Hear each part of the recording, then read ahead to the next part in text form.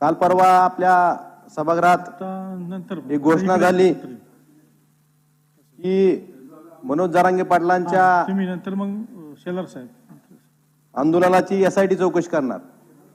अध्यक्ष महोदय, नाही तुम्ही नाही मला आपल्याला सांगायचं, आपल्या माध्यमातून सभागृहाला सांगायचंय, एक इकडे एक तिकडे ती चौकशी करण्याआधी जे आंदोलन ज्या गोष्टीमुळे सुरू झालं किंवा ज्या गोष्टीमुळे चर्चेत आलं ते आंतरवली सराटीमध्ये आमच्या आया बहिणीवर जो लाठीचार्ज झाला तो कुणाच्या आदेशाने झाला याची एसआयटी चौकशी झाली पाहिजे. अध्यक्ष महोदय, पक्षानुसार आता इकडे या. एवढ्या छोट्याशा गावात एक आंदोलन शांततेने चालू असताना त्या ठिकाणी शेकडो पोलीस कुणाच्या आदेशाने गेले, त्यांना आदेश लाठीचार्ज करायचे कुणी दिले, त्या ठिकाणी हरिपाठ चालू असताना लाठीचार्ज करायचा आदेश कुणी दिला त्याची एसआयटी चौकशी झाली पाहिजे.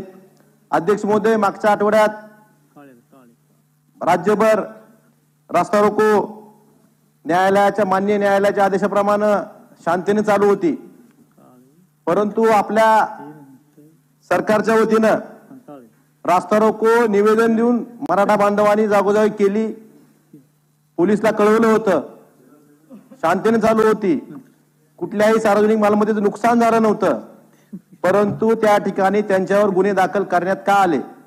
अध्यक्ष महोदय, रास्ता रोको हे बऱ्याच ठिकाणी वेगवेगळ्या माध्यमात वेगवेगळे आंदोलन होतात, पण त्या ठिकाणी कुठेही गुन्हे दाखल होत नाहीत, परंतु त्या ठिकाणी गुन्हे दाखल का करण्यात आले?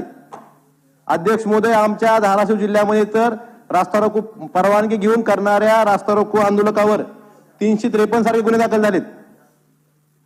अध्यक्ष महोदय, हे कोणाच्या सांगण्यावरून होत आहे? जसं आजपर्यंत